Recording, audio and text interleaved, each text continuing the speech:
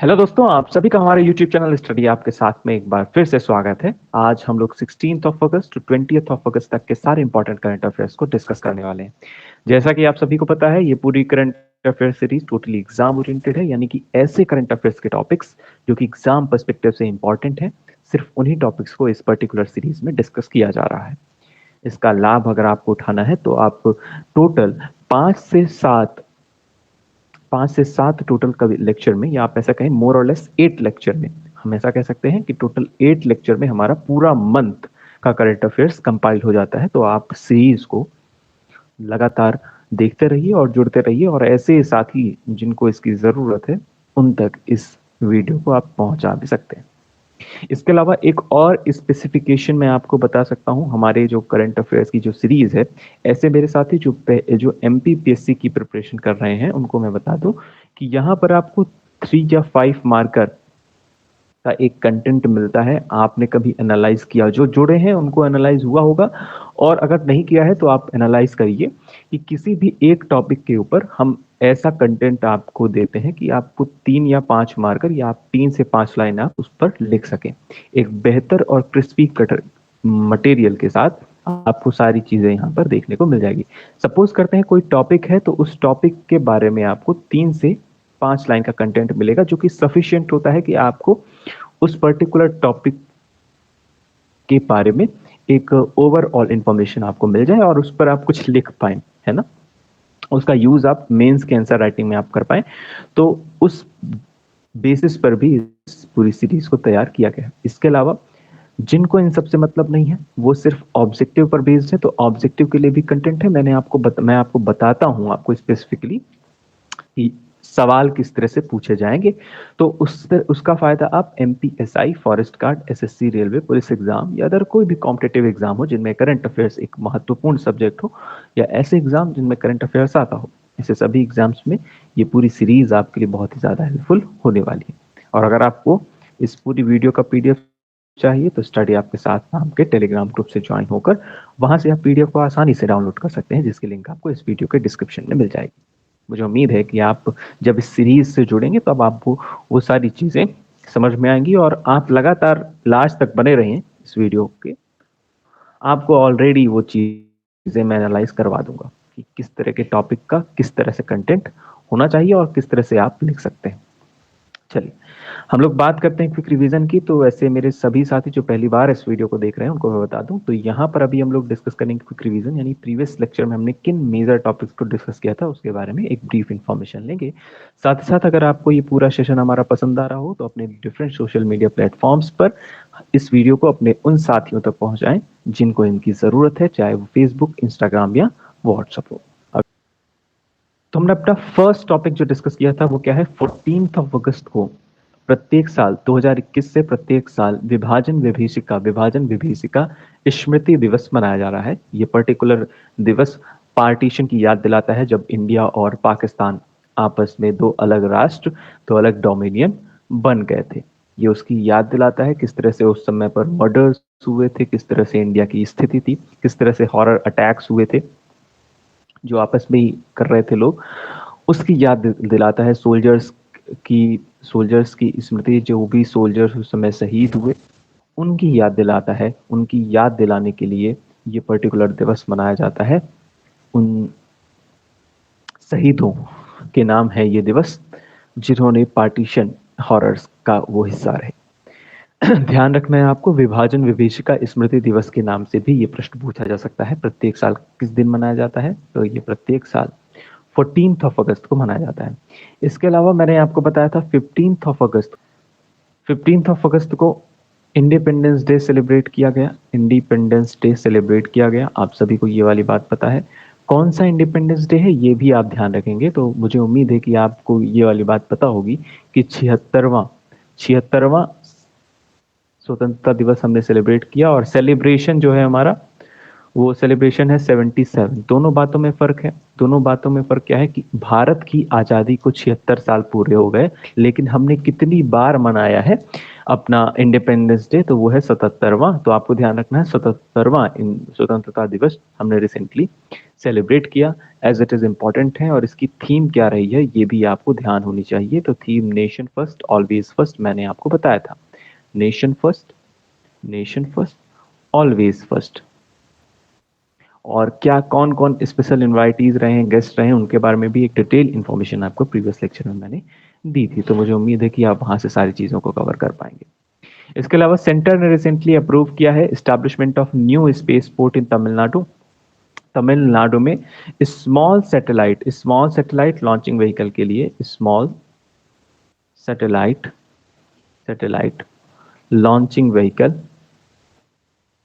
Vehicle के लिए एक नया स्पेस पोर्ट निर्धारित किया गया है। यानी कि जितनी भी स्मॉल सैटेलाइट्स हैं उनको लॉन्च करने के लिए एक नया स्पेस पोर्ट तैयार किया गया जाएगा। कहाँ? तमिलनाडु में। तो स्पेसिफिकली अगर हम लोग बात करें तो तमिलनाडु के किस जगह पर ये तैयार किया जाएगा, तो मैंने आपको बताया था उसका नाम भी, तो वो आप नाम भी ध्यान रखेंगे। उसका नाम क्या है? कुलशेखरा पत्तिनम। मैंने आपको बताया था ये कुलशेखरा पत्तिनम, ठीक है।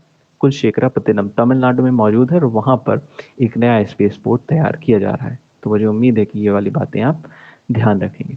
इसके अलावा नेक्स्ट न्यूज हमने क्या देखी थी? गवर्नमेंट ने सीजेआई यानी चीफ जस्टिस ऑफ इंडिया को इलेक्शन यानी कि अपॉइंटमेंट की जो कमेटी होती है, चीफ इलेक्शन कमिश्नर के अपॉइंटमेंट की जो कमेटी होती है, उससे एक्सक्लूड कर दिया है। यानी कि आप सभी को पता होगा चीफ इलेक्शन कमिश्नर सीईसी और इलेक्शन कमिश्नर का अपॉइंटमेंट कौन करता है? तो आप सभी को पता होगा प्रेसिडेंट करते हैं इनका appointment on the recommendation of committee. एक कमिटी की रिकमेंडेशन से अपॉइंटमेंट ये किया जाता है, ठीक है।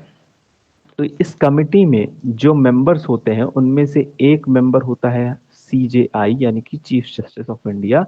इनको इस कमेटी के पैनल से हटाया जा रहा है, ऐसी कुछ बात प्रेजेंट की गई है एक बिल में रिसेंटली लोकसभा में, उसी के बारे में ये बात की जा रही है। इसके अलावा नेक्स्ट न्यूज हमने देखी थी कि प्रधानमंत्री नरेंद्र मोदी जी ने एक फाउंडेशन स्टोन रखा है संत रविदास टेम्पल, या आप ऐसा कहें रैदास के नाम से भी आप जिन्हें जानते हैं, रैदास। तो एज इट इज आप ध्यान रखेंगे रैदास जी के बारे में।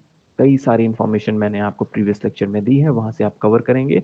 संत रविदास का जो टेम्पल है ये मध्य प्रदेश के किस शहर में? तो मध्य प्रदेश के ये सागर जिले में बनाया जा रहा है। इसी की फाउंडेशन रखी है रिसेंटली प्रधानमंत्री नरेंद्र मोदी जी ने। नेक्स्ट न्यूज हमने देखी थी अमित शाह ने कुछ मेजर चेंजेस किए हैं ब्रिटिश एरा के क्रिमिनल जस्टिस सिस्टम, जैसे कि मैंने आपको बताया था आईपीसी, सीआरपीसी और इंडियन एविडेंस एक्ट पर कुछ चेंजेस किए हैं और पर उनके नए नाम रखे गए हैं, उनके बारे में भी आपको पता होना चाहिए। तो मैंने इनका नया नाम आपको बताया था प्रीवियस लेक्चर में, आप सभी लोग उस चीज को ध्यान रखेंगे और मुझे उम्मीद है कि वो सारी बातें आपको समझ में आई होंगी। जैसे मैंने आपको बताया था कि आईपीसी का नया नाम क्या कर दिया गया है। अच्छा, यहां पर कर लेते हैं। आईपीसी का जो नया नाम कर दिया गया है वो क्या है? तो वो है भारतीय न्याय संहिता बिल। इसके अलावा सीआरपीसी का नया नाम कर दिया गया है भारतीय नागरिक सुरक्षा संहिता 2023 और इंडियन एविडेंस एक्ट यानी कि भारतीय साक्ष्य बिल 2023। आप ऐसा भी सोच सकते हैं कि ये सारी चीजें इंग्लिश में है तो इसी का हिंदी रूपांतरण कर दिया गया है। हिंदी रूपांतरण से भी आप इसे याद रख सकते हैं। हिंदी रूपांतरण है एक तरह से। जैसे इंडियन एविडेंस एक्ट, एविडेंस का मतलब क्या होता है? साक्ष्य होता है ना। एक्ट का मतलब क्या होता है? अधिनियम होता है।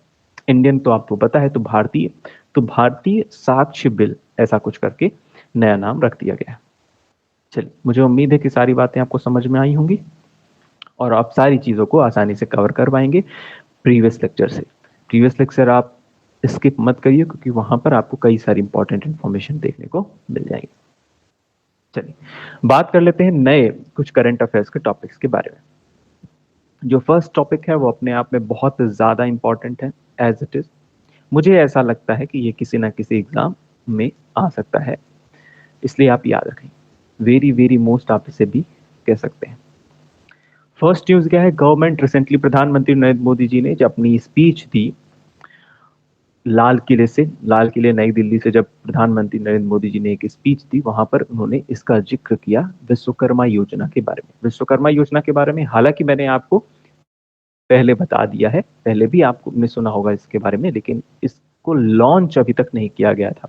अभी तक ये सिर्फ ऊपर ऊपर चल रहा था कि हाँ हम ऐसा कुछ करने वाले हैं, लेकिन अभी इस तक इसे लॉन्च नहीं किया गया था। तो इसे लॉन्च करने की योजना बना ली गई है। ये कब लॉन्च किया जाएगा? तो 17 सितंबर को, क्योंकि विश्वकर्मा जयंती मनाई जाती है। विश्वकर्मा जयंती मनाई जाती है। इसी उपलक्ष्य में 17 सितंबर को एक नई योजना का शुभारंभ किया जा रहा है, जिसका नाम क्या है? विश्वकर्मा योजना। इसमें टोटल लागत कितनी होने वाली है? तो 13,000 से 15,000 करोड़ तक का इन्वेस्टमेंट किया जाएगा केंद्र सरकार की ओर से, जिसमें स्किल्ड वर्कर्स जैसे बार्बर्स हो गए, गोल्ड स्मिथ्स हो गए, वॉशरमैन हो गए, एटसेट्रा, जितने भी वर्कर हैं, स्किल्ड वर्कर्स, मतलब कि ऐसे वर्कर्स, ऐसे काम ऐसे कारीगर जो कि किसी न किसी तरह की दक्षता रखते हैं, उनके पास कोई स्किल है एक पर्टिकुलरली, उन्हें उन्हें इस योजना का लाभ मिलेगा। इस योजना के तहत क्या किया जाएगा? तो इस योजना का उद्देश्य क्या है? To improve the quality, scale and reach of product and services of artisan and craft people and to integrate them with a domestic and global value chain.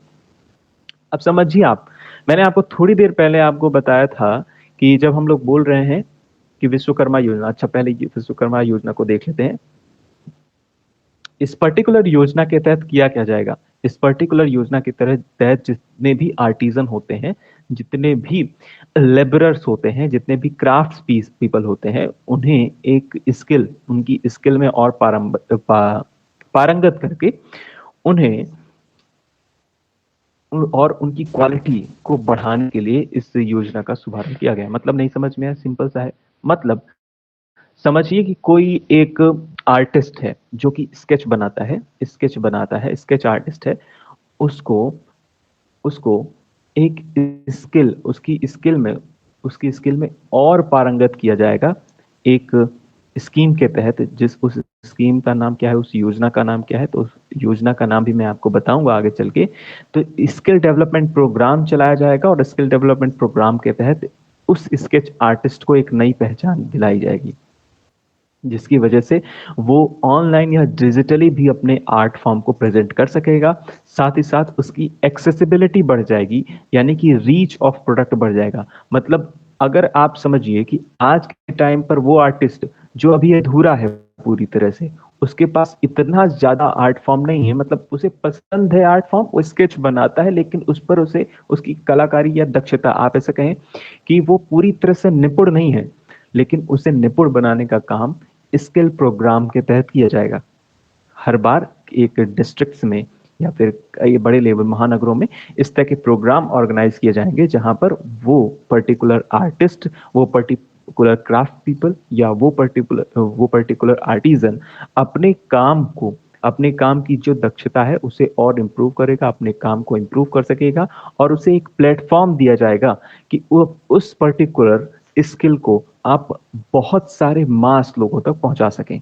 मतलब आप समझिए कि आज कोई आर्टिस्ट अगर एक जगह बैठकर, या फिर आप मेरा एग्जांपल ही मान लीजिए, मैं ही एक आर्टिस्ट हूं, मैं ही कोई आर्ट फॉर्म कर रहा हूं, तो मेरा आर्ट फॉर्म सिर्फ मेरे और मेरे 4 दोस्तों तक है। लेकिन अगर इसे एक डिजिटल प्लेटफॉर्म मिलता है जैसे कि यूट्यूब, तो इसकी जो रीच है वो कई लोगों तक बढ़ जाएगी, या आप ऐसा कहें पूरे इंडिया या पूरे वर्ल्ड तक पहुंच जाएगी ये रीच। इस वजह से ये स्टेप लिया जा रहा है और इस योजना का उद्देश्य भी यही है। अब मैं आपको बताता हूं ये इंपॉर्टेंट कैसे है। आपसे प्रश्न पूछा जाएगा, what is the aim of Vishwakarma Yojana, या विश्वकर्मा योजना के बारे में अगर आपको लिखना ही है तो आप क्या लिखेंगे? तो 3 मार्कर के लिए आप बेसिकली उठाकर सिर्फ यही, आप एज इट इज जितना आपको याद है आप लिख सकते हैं। तो ये पर्टिकुलर जो स्लाइड है, इस स्लाइड में आपको ये जो कंटेंट है ये 3 मार्कर के लिए बिल्कुल सफिशिएंट है। अगर 5 मार्कर में इसी योजना के बारे में पूछा गया है तो आपको 5 मार्कर में आपको ये 2-3 पॉइंट यहाँ से देखने को मिल जाएंगे। तो आप देख रहे हैं जो हमारा कंटेंट है या जो हमारा कंटेंट है वो कंटेंट किस तरह का है, ये इसका उसका वो मटेरियल कैसा है कि आप किस तरह से मेंस की आंसर राइटिंग में उसे ला सकते हैं। वो यही है कि जब आप मेंस की आंसर राइटिंग में विश्वकर्मा योजना के बारे में पर्टिकुलरली अगर नहीं भी पूछा जाए तो गवर्नमेंट के ऐसे इनिशिएटिव जो कि आर्टिजन्स को एक नया प्लेटफॉर्म देते हैं, ऐसा कुछ प्रश्न अगर बनता है तो उसमें एक योजना का जिक्र आप जरूर करेंगे, वो क्या है? विश्वकर्मा योजना। स्किल डेवलपमेंट प्रोग्राम चलाए जा रहे हैं, ये एक अलग बात है। लेकिन एक दूसरी बात ये भी है कि विश्वकर्मा योजना भी चलाई जा रही है।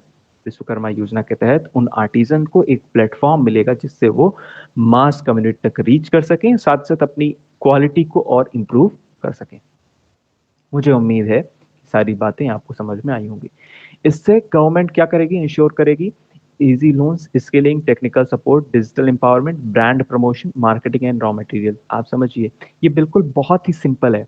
मतलब किसी आर्टिस्ट ने कोई एक स्केच बनाया और उसके पास उस स्केच के पेन लेने के लिए या फिर वो जितने भी मटेरियल्स की रिक्वायरमेंट होती है उनके लिए अगर पैसा नहीं है तो आप इजी लोन प्रोवाइड कर दें, स्किल दे दें, यानी कि और उसको अपनी स्किल को इम्प्रूव करने के लिए कुछ सिखा दें, सिखाने का प्रयास करें, टेक्निकल सपोर्ट प्रदान कर दें, है ना, यानी टेक्नोलॉजी से उसे अवगत करा दें, डिजिटल एम्पावरमेंट बना दें, मतलब खुद ही वो डिजिटली प्रेजेंट कर सके सारी चीज़ों को, ऐसा कुछ आप उसे सिखा दें, ब्रांड प्रमोशन कर सकें, उस पर्टिकुलर व्यक्ति का ब्रांड प्रमोशन कर सकें, है ना।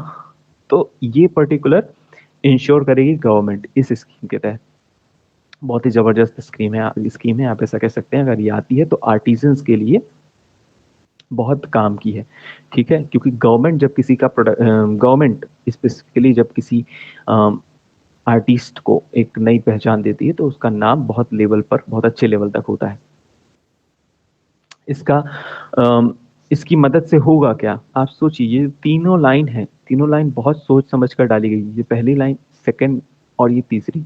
आप देखिए, पहले वाले में उद्देश्य आपको देखने को मिल गया, दूसरे वाले में ये क्या क्या क्या क्या लाभ हैं, इसके प्रॉफिट्स क्या क्या हैं, आप ऐसा कह सकते हैं, प्रॉफिट्स के बारे में बता रहा है ये स्कीम। और तीसरे वाले में किन सेक्शंस को ये एम्पावर करेगी स्पेसिफिकली, देखिए, इकोनॉमिक डेवलपमेंट या economic empowerment of such worker specially those belonging to scheduled caste, यानी एससी से जो बिलोंग करते हैं, शेड्यूल्ड ट्राइब यानी एसटी से, other backward communities, women, transgender and other weaker section of the society.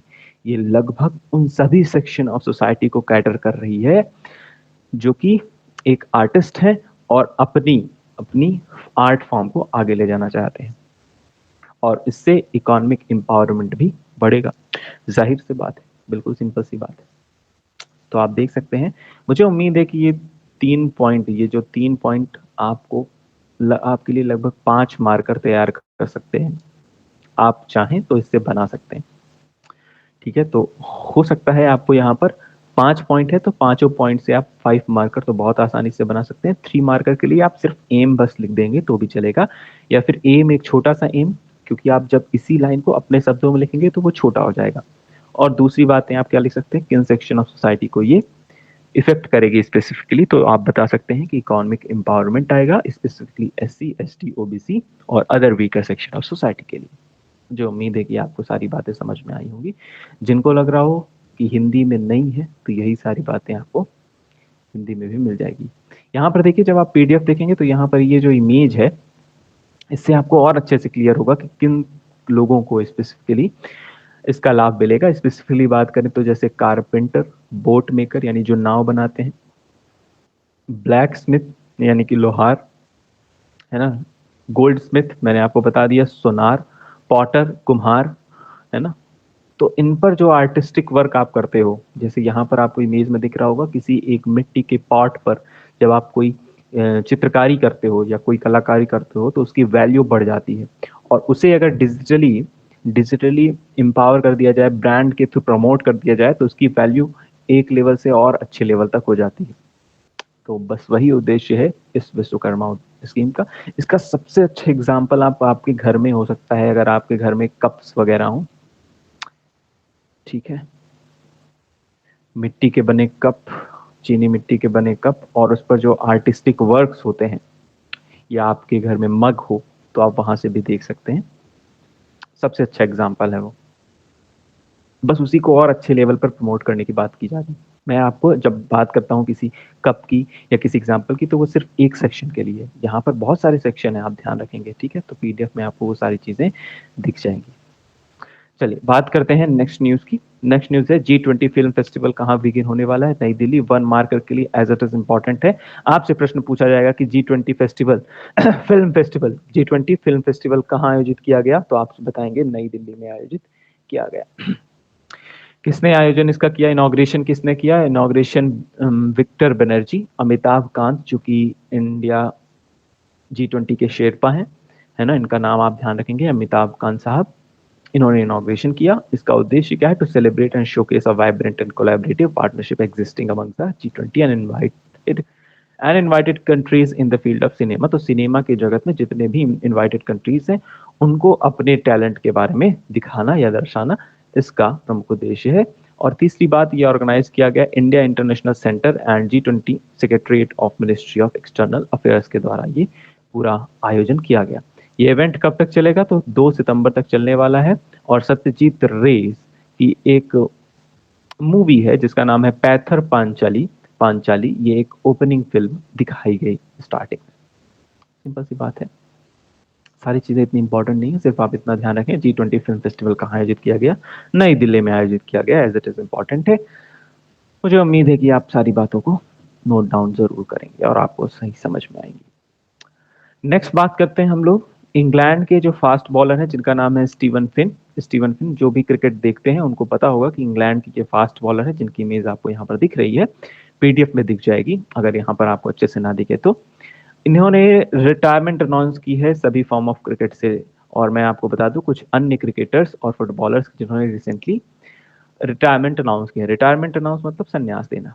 Alex Hales जो कि क्रिकेटर ही हैं, ये भी इंग्लैंड के हैं, इन्होंने भी रिटायरमेंट अनाउंस की है। इसके अलावा मनोज तिवारी जो कि इंडियन क्रिकेट टीम का हिस्सा थे, ये इन्होंने भी रिटायरमेंट अनाउंस की है।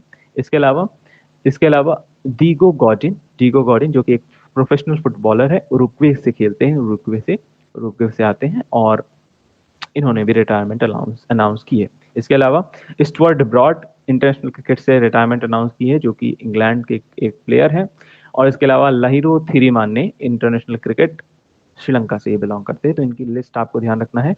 500 खिलाड़ियों के नाम आप ध्यान रखेंगे, एलेक्स हेल्स, मनोज तिवारी, डीगो गॉजिन, स्टुअर्ट ब्रॉड, लहिरू थिरिमाने, इनका नाम आप ध्यान रखेंगे क्योंकि ऐसा प्रश्न जरूर पूछा जाता है। क्योंकि रिसेंट के जो अपकमिंग एग्जाम होने वाले हैं उनमें ऐसे प्रश्न जरूर आ सकते हैं कि इनमें से कौन सा प्लेयर है जिसने रिसेंटली रिटायरमेंट अनाउंस किया है। या दूसरा प्रश्न इस तरह से भी बन सकता है कि स्टुअर्ट ब्रॉड नाम के फेमस प्लेयर जो कि क्रिकेटर है, रिसेंटली इन्होंने संन्यास लिया है, ये किस देश से आते हैं? तो आपको पता होना चाहिए ये इंग्लैंड से आते हैं।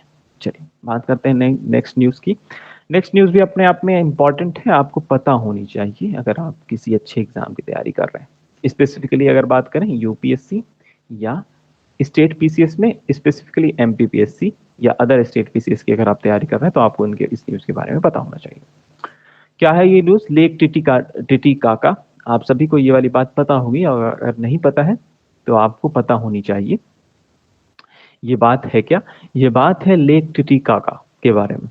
लेक टिटिकाका में एक थ्रेट देखा गया है जो कि क्लाइमेट चेंज की वजह से यानी कि मौसम में लगातार परिवर्तन होने की वजह से वहां पर सूखे जैसी स्थिति हो गई है। सूखे जैसी यानी कि वाटर लेवल जो है वो कम हो गया है इस झील का। झील का नाम क्या है? टिटिकाका। ये कहाँ मौजूद है अगर आपसे मैं बताऊं तो आपको बताऊं तो ये साउथ अमेरिका में मौजूद है, एक झील जिसका नाम क्या है? Lake Titicaca. ठीक है, क्या रीजन है? उन रीजन के बारे में यहाँ पर देख लेते हैं। तो वो रीजन आपको यहाँ पर देख रहे हैं, ये लार्जेस्ट फ्रेश वाटर लेक है साउथ अमेरिका की, ध्यान रखना है, लार्जेस्ट फ्रेश वाटर लेक है। एज इट इज इंपॉर्टेंट है। क्या इंपॉर्टेंट है? आपसे पूछा जाएगा लार्जेस्ट फ्रेश वाटर लेक कौन सी है साउथ अमेरिका की, तो आपको पता होना चाहिए लेक टिटिकाका। इसके अलावा highest of world largest lake, तो कई हाईएस्ट, वर्ल्ड की जितनी भी लार्जेस्ट हाईएस्ट लेक्स हैं, झील्स हैं, उनमें से ये एक है, ये भी पता होना चाहिए। ये पर्टिकुलरली कहाँ लाई करती है? तो ये लेक लाई करती है बोलीविया और पेरू के बॉर्डर के बीच में।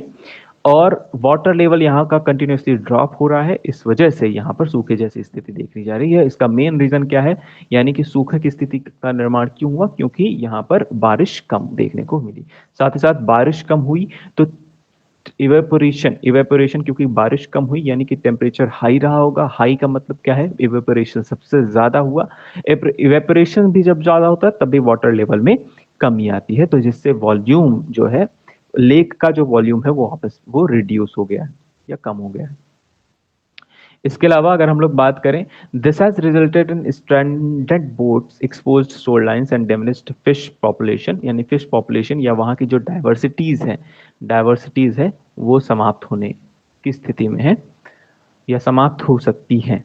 ठीक है, स्पेशली आप ये ध्यान रखेंगे, वहाँ पर 500 स्पीसीज के प्लांट और एनिमल्स मौजूद है, लगभग 500 वैरायटी के प्लांट्स और एनिमल्स उस झील के आसपास मौजूद हैं। ये आपको झील इमेज पे दिख रही होगी, जो कि बॉर्डर लाइन पर मौजूद है ये झील, जिसका जो कि एक लार्जेस्ट फ्रेश वाटर लेक है साउथ अमेरिका की। और इस झील के बारे में आपको या इस लेक के बारे में आपको पता होना चाहिए। यहाँ पर वही सारी बातें हिंदी में भी मिल जाएंगी, तो परेशान होने की जरूरत नहीं है। इसके अलावा कुछ और झील के बारे में बात करें तो एशिया की झील है लेक बैकाल। आपने सुना होगा बैकाल झील के बारे में। बैकाल झील कहाँ है, एशिया में है। अफ्रीका में है विक्टोरिया, लेक विक्टोरिया। यूरोप में है लेक लदोगा। नॉर्थ अमेरिका में है लेक मिशिगन ह्यूरो और लेक सुपीरियर नॉर्थ अमेरिका में। साउथ अमेरिका में आपको मैंने बता ही दिया, लेक टिटिकाका। ऑस्ट्रेलिया या ओशियानिया में लेक आयर। ठीक है, तो ये वाली बात, ये एक एक्स्ट्रा इन्फॉर्मेशन है। एक्स्ट्रा इन्फॉर्मेशन भी आपको पता होनी चाहिए, यहाँ से आप वो सारी चीजें कवर करेंगे। मैप आपको यहाँ पर भी देखने को मिल जाएगा। इसके अलावा अंटार्कटिका की एक झील है लेक वॉस्टॉक, ये भी आप ध्यान रखेंगे, लेक वॉस्टॉक। तो मुझे उम्मीद है कि ये सारी इंफॉर्मेशन आपको अच्छी लगी होंगी, और इंफॉर्मेशन अच्छी आपको लगे या ना लगे, लेकिन एग्जाम पर्सपेक्टिव से इंपॉर्टेंट है, इस वजह से इन चीजों को आप कवर जरूर करें। नेक्स्ट न्यूज जो है हमारी, वो भी अपने आप में इंपॉर्टेंट है। प्रिया मलिक ने गोल्ड मेडल हासिल किया है अंडर 20 वर्ल्ड रेसलिंग चैंपियनशिप में। एक रेसलर है जिनका नाम है प्रिया मलिक, इन्होंने गोल्ड मेडल हासिल किया है अंडर 20 रेसलिंग चैंपियनशिप में। रिसेंटली ये पर्टिकुलर चैंपियनशिप आयोजित की गई जर्मनी में, जहां पर इन्होंने हराया किसे है, तो अच्छा सॉरी, ये जो पर्टिकुलर रेसलिंग चैंपियनशिप है ये आयोजित की गई जॉर्डन में, और इन्होंने जर्मनी की लॉरा कैलाइन को हराया है 66 केजी कैटेगरी में। इसके अलावा she became the second women wrestler from India to be crowned at under 20 world championship. पहली कौन थी, तो अंतिम पंघाल पहली महिला है, पहली वुमेन है जिन्होंने जूनियर वर्ल्ड टाइटल जीता है, और उसके बाद सेकंड जूनियर वर्ल्ड टाइटल जीतने वाली यानी गोल्ड मेडल हासिल करने वाली दूसरी महिला कौन है, प्रिया मलिक। एज इट इज ये वाली बात इंपॉर्टेंट है, आप ध्यान रखेंगे इस वाली बात को।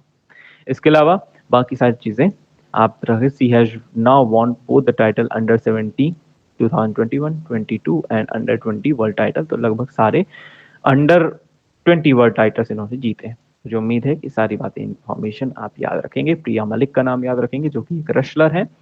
ये इन्होंने जॉर्डन में आयोजित एक प्रतिस्पर्धा अंडर 20 वर्ल्ड रेसलिंग चैंपियनशिप में जर्मनी की लॉरा कैलेन को हराया है, और ये बन गई है second women wrestler from India जिन्होंने अंडर 20 वर्ल्ड चैंपियनशिप का खिताब जीता है। पहली अंडर 20 वर्ल्ड चैंपियनशिप की विजेता अंतिम पंघाल थी, और सेकेंड है प्रिया मलिक। चलिए बात करते हैं नेक्स्ट न्यूज के बारे में। नेक्स्ट न्यूज है Indian air force to hold multi national exercise Tarang Shakti. तरंग शक्ति एक्सरसाइज नेक्स्ट ईयर होने वाली है। इंडियन एयरफोर्स की एक पर्टिकुलर एक्सरसाइज है। आप सभी को ध्यान रखना है इस पर्टिकुलर एक्सरसाइज से का मेन उद्देश्य क्या रहता है। इनका मेन उद्देश्य होता है to strengthen the military corporation between air forces. तो जितने भी कंट्रीज की एयर फोर्सेस हैं उनके बीच में म्यूचुअल कॉर्पोरेशन साथ साथ मिलिट्री कॉर्पोरेशन को मजबूत करने के लिए इन पर्टिकुलर एक्सरसाइज को परफॉर्म किया जाता है। इसके अलावा इन पर्टिकुलर एक्सरसाइज में कौन सी कंट्रीज पार्टिसिपेट करेंगी, तो अमेरिका, यूके, फ्रांस और ऑस्ट्रेलिया, ये पर्टिकुलर कंट्रीज हैं जो कि पार्टिसिपेट करने वाली हैं इस पर्टिकुलर मल्टीनेशनल एक्सरसाइज, जिसका नाम क्या है, तरंग शक्ति। नेक्स्ट होने वाली है कहाँ, आप सभी को पता होगा, अक्टूबर 2023 में ये होने वाली है। चलिए बात करते हैं, यही सारी बातें आपको यहाँ पर हिंदी में मिलेंगी, तो परेशान नहीं होना है, बस पीडीएफ को एक बार रीड करना है, क्लास के बाद पीडीएफ को एक बार रीड करना है, आपको सारी चीजें एज इट इज समझ में आ जाएंगी। नाउ नेक्स्ट बात करते हैं एक बेहद ही इंपॉर्टेंट ऑपरेशन जिसका नाम है ऑपरेशन जेरिचो। हालांकि ये पर्टिकुलर जो ऑपरेशन है, ये ऑपरेशन इंपॉर्टेंट है और किस वजह से ये चर्चा में आया आप सभी को पता होगा, क्योंकि प्रधानमंत्री नरेंद्र मोदी ने इसका जिक्र रिसेंटली लोकसभा में किया गया, इस वजह से ये एक बार फिर से मुद्दा बन गया है। मैं आपको बताता हूं ये ऑपरेशन जेरिचो है क्या। दरअसल 1966 की दशक में मिजोरम का ये मामला है। मिजोरम से आप परिचित होंगे, मिजोरम मैप में आप जरूर देखें मिजोरम कहाँ पर है। मिजोरम जो आज का है, उस समय पर मिजोरम जो है यानी कि 1960 के दशक में इस पर्टिकुलर रीजन में मिजोरम पहले असम का हिस्सा था, है ना।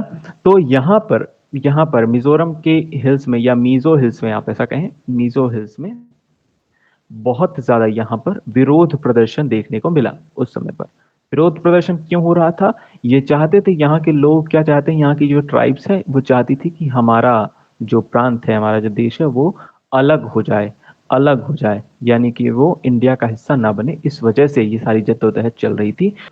दरअसल 1960 के दशक में विरोध प्रदर्शन मीजो नेशनल फ्रंट को मैं ऐसा लिख दूं, National Front Mizo National Front यानी कि एमएनएफ के नेतृत्व में एक अलगाववादी आंदोलन, जो कि भारत से, इनके नेतृत्व में एक अलगाववादी, एक सेकंड, अलगाववादी आंदोलन चला, जो कि क्या चाहता था, जो कि भारत से आजादी की मांग कर रहा था। क्या कर रहा था, भारत से आजादी की मांग। अपने आप में इंपॉर्टेंट है, पता होना चाहिए कि प्रीवियसली आपके साथ आपके देश में क्या क्या चीजें हुई। आजादी की मांग कर रहा था। दरअसल हुआ क्या, ठीक है। तो मिजो नेशनल फ्रंट एमएनएफ के नेतृत्व में एक अलगाववादी आंदोलन, जो कि भारत से आजादी की मांग कर रहा था, उस क्षेत्र में जोर पकड़ रहा था। यह आंदोलन उस पर्टिकुलर मिजो क्षेत्र में जोर पकड़ रहा था, जिसे अब मिजोरम के नाम से जाना जाता है, और पहले इसे मिजो हिल्स के नाम से भी जाना जाता था। केंद्र ने सब पहले से मौजूद एक असम राइफल्स, केंद्र ने क्या किया यानी सेंटर ने क्या किया, वहां पर मौजूद असम राइफल्स बटालियन और कुछ बीएसएफ जवानों के साथ एक नई टीम, जो कि असम राइफल्स बटालियन को तैनात करने का फैसला लिया गया इन पर्टिकुलर रीजन्स में। यानी कि असम राइफल्स प्लस बीएसएफ के जवान कहाँ तैनात कर दिए गए, इन मिजो हिल्स यानी मिजोरम में तैनात किए गए, जो आज का मिजोरम है। इससे नाराज होकर एमएनएफ यानी मिजो नेशनल फ्रंट ने आइजोल पर नियंत्रण कर लिया। आइजोल एक शहर उस समय है, आज भी ये शहर मौजूद है। आइजोल पर नियंत्रण कर लिया, ठीक है। इसी इसी ऑपरेशन को इसी आइजोल पर नियंत्रण करने के लिए एक ऑपरेशन जेरिको नाम की शुरुआत की गई। ये पर्टिकुलर जेरिको नाम का जो ये मुद्दा है, ये उसी समय अस्तित्व में आया, ये शब्द उसी समय अस्तित्व में आया कि जब इन्होंने कहा कि हम ऑपरेशन जेरिको चलाएंगे। ऑपरेशन जेरिको के तहत क्या करेंगे, ऑपरेशन जेरिको के तहत एमएनएफ ने आइजोल पर नियंत्रण करने के लिए ऑपरेशन जेरिको शुरू करने का फैसला लिया। कुछ ही दिनों में आइजोल पर कब्जा कर लिया। सरकारी खजाने से बड़े पैमाने पर हथियार और नकदी लूटी गई। स्वतंत्रता की उस समय घोषणाएं की गई और असम राइफल्स के आत्मसमर्पण की मांग उठाई गई। आप सोचो करना क्या चाह रहे हैं, यानी कि एमएनएफ के लोग एक अलगाववादी आंदोलन तो चला ही रहे हैं, भारत से आजादी की मांग तो कर ही रहे हैं, लेकिन वो एक ऑपरेशन भी चला रहे हैं इसी आंदोलन को और बढ़ाने के लिए। वो ऑपरेशन कौन सा है, ऑपरेशन जेरिको, ठीक है। इसके अलावा अच्छा, दो बातें कॉन्ट्राडिक्टरी हो गई, आपको ऐसा लग रहा होगा कि पहले मैंने बोल दिया कि इंडिया ने ये ऑपरेशन चलाया है, तो इंडिया ने ऑपरेशन ये नहीं चलाया है, मतलब है तो इंडिया का ही पार्ट, लेकिन अब इंडिया, आप ऐसा कहें ये ऑपरेशन स्पेशली एमएनएफ ने चलाया था, ठीक है। तो ये ज्यादा उचित होगा कहना, इस बात को मैं करेक्ट कर रहा हूं अगर मैंने ऐसा बोल दिया है कि इंडिया ने ये ऑपरेशन चलाया है, ठीक है। चलिए, क्योंकि इंडिया और मिजो अलग अलग पार्ट थे नहीं, इस वजह से, ठीक है।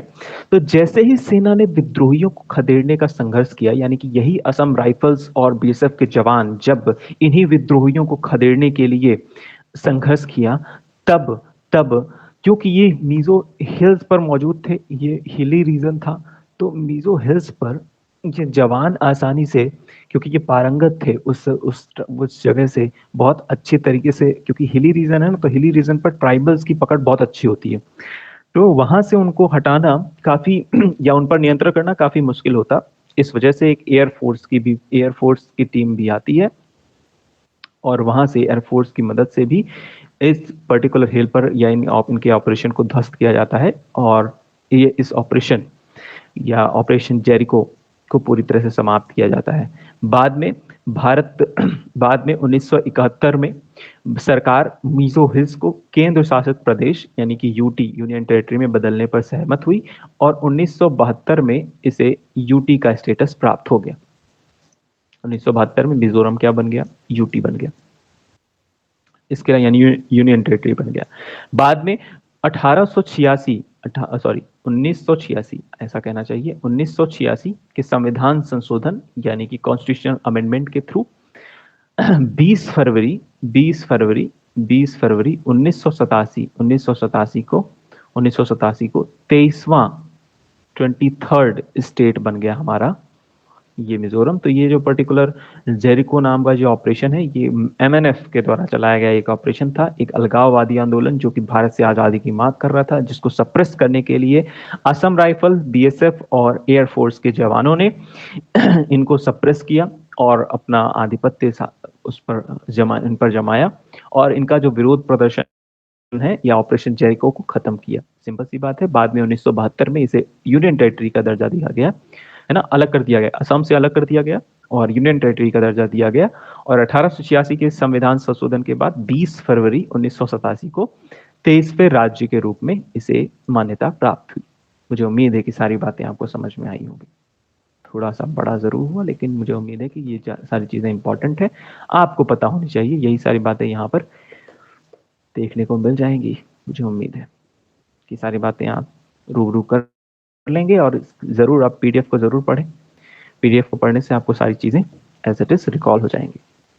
नेक्स्ट बात करते हैं कुछ शॉर्ट न्यूज के बारे में। कुछ शॉर्ट न्यूज है, जैसे कि इंडियन रेसलर मोहित कुमार ने अंडर-20 वर्ल्ड चैंपियनशिप का खिताब जीत लिया है, और ये अंडर-20 वर्ल्ड चैंपियन बन चुके हैं। मोहित कुमार एक इंडियन रेसलर है।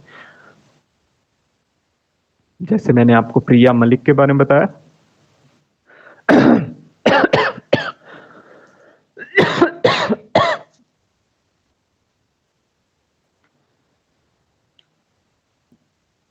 जैसे मैंने आपको प्रिया मलिक के बारे में बताया, वैसे ही है मोहित कुमार, ये भी एक रेसलर है, अंडर-20 वर्ल्ड चैंपियन बने हैं। गोवा गवर्नमेंट ने लॉन्च किया है ग्रामीण मित्रा नाम की एक स्कीम, जो कि डिजिटल एम्पावरमेंट की बात करेगी। ग्रामीण मित्रा एक स्कीम है, एक योजना है, ग्रामीण मित्रा, डिजिटल एम्पावरमेंट को बढ़ाने के लिए गोवा गवर्नमेंट के द्वारा लॉन्च की गई है। प्रश्न क्या पूछा जाएगा? प्रश्न पूछा जाएगा आपसे कि ग्रामीण मित्रा नाम की योजना किस राज्य ने चलाई है, तो आपको बताना है गोवा, जिसका मुख्य उद्देश्य क्या है? प्रमोट करना डिजिटल एम्पावरमेंट को।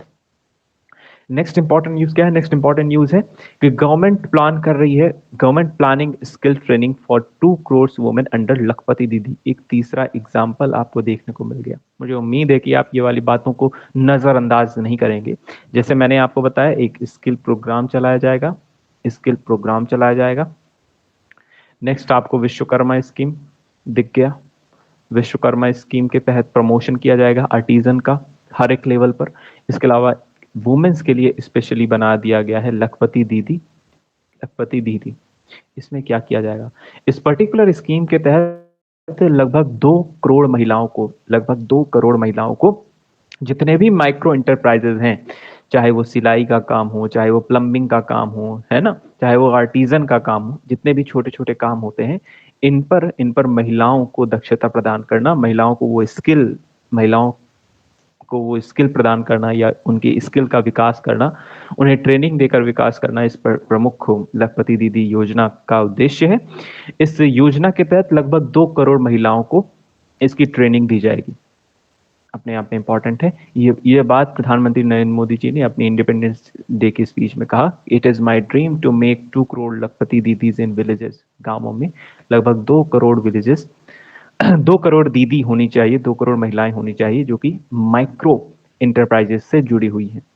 इसके अलावा इस योजना के तहत उन्होंने ये भी कहा कि लगभग वुमेन की स्टडी स्टेम के तहत की जाएगी। स्टेम यानी कि साइंस, टेक्नोलॉजी, इंजीनियरिंग और मैथ, इन चारों को मिलाकर एक बनाया गया है स्टेम। इसके तहत इनकी जो दक्षता है, इनकी जो ट्रेनिंग है, इनके इस अनुसार में इसके अनुसार की जाएगी। यानी कि उन्हें साइंस के बारे में भी नॉलेज दी जाएगी, उनके आर्ट फॉर्म, उनका जो भी वो काम करेंगे, जैसे प्लम्बिंग का काम कर रहे हैं, प्लम्बिंग का काम कर रहे हैं तो प्लम्बिंग के बारे में किस तरह से वो प्लम्बिंग करना है, किस तरह से होनी चाहिए, क्या साइंस लगती है, क्या टेक्नोलॉजी का यूज है उसमें, किस तरह से इंजीनियरिंग का काम है, थोड़ा बहुत जो छोटा मोटा काम है उनको, उन सारी चीजों को सिखाया जाएगा लगभग 2 करोड़ महिलाओं को। ये भी एक वुमेन एम्पावरमेंट की एक अच्छी पहल है, आप ऐसा कहें तो। इसके थ्रू भी वुमेन एम्पावरमेंट किया जाएगा गवर्नमेंट के द्वारा। मुझे उम्मीद है कि ये वाली बात भी आपको समझ में आई होगी। लखपति दीदी योजना का ये प्रमुख उद्देश्य है। चलिए बात करते हैं आज के प्रैक्टिस क्वेश्चन के बारे में। आज का आपका फर्स्ट क्वेश्चन है, 3 बिल जो कि इंट्रोड्यूस किए गए हैं क्रिमिनल जस्टिस सिस्टम में, उनका नाम आपको कहाँ लिखना है? कमेंट सेक्शन में लिखना है। कोई ऑप्शन नहीं है, आप कमेंट सेक्शन में इसका नाम जरूर लिखें क्योंकि मैंने ऑलरेडी आपको ये वाली बातें बता दी हैं। इसके अलावा नया स्पेस पोर्ट इंडिया में बनाया जा रहा है, किस राज्य में ये बनाया जा रहा है आपको बताना है। आपके ऑप्शन क्या है? आपके ऑप्शन है, एक सेकेंड, आपके ऑप्शन है आंध्र प्रदेश, तमिलनाडु, तेलंगाना या कर्नाटका। इसका जवाब भी आप कहाँ देंगे? कमेंट सेक्शन में देंगे। और आप जरूर लिखा करें अपने जवाब, साथ ही साथ इस लेक्चर से जुड़ी हुई कुछ बातें जो कि आपको अच्छी लगे, कि अगर आप हमें प्रोत्साहित करना चाहते हैं तो उसके बारे में भी आप यूट्यूब के कमेंट सेक्शन में जरूर बताएं। हमें बहुत अच्छा लगता है जब आप लगातार 2 वे कम्युनिकेशन करते रहते हैं। आप में से कुछ लोग जो जवाब लिखते हैं, साथ ही साथ कुछ बताते हैं, कुछ इन्फॉर्मेशन आप हमसे शेयर करते हैं, तो हमें बहुत अच्छा लगता है कि आपके और हमारे बीच में एक 2 वे कम्युनिकेशन बिल्ड हो रहा है और हम एक दूसरे से आपस में किसी न किसी माध्यम से जुड़े हुए हैं। इसके अलावा अगर आप हमें फॉलो करना चाहते हैं तो इंस्टाग्राम स्टडी ऐप के साथ, टेलीग्राम पर अपनी क्वेरी या फेसबुक पर भी आप मुझे फॉलो कर सकते हैं। इंस्टाग्राम के लिए आप डायरेक्ट इसको स्कैन करके भी आप पहुंच सकते हैं। हम लोग फिर से मिलेंगे अपने नेक्स्ट लेक्चर में। तब तक के लिए आप सभी अपना ख्याल रखिए और मुस्कुराते रहिए, और साथ साथ इस वीडियो को अपने दोस्तों तक शेयर करते रहिए। Thank you, tata, bye bye.